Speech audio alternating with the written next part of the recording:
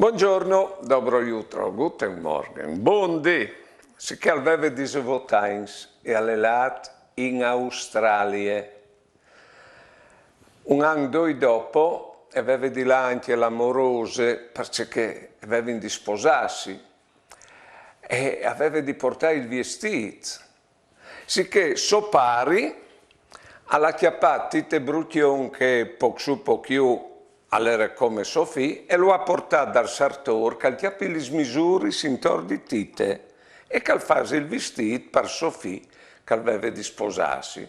Fate il vestito, l'amorose e è partite e sono là, si sono sposati e pensa tu, sono venuti a chiattare i vecchi la prima volta dopo 35 anni.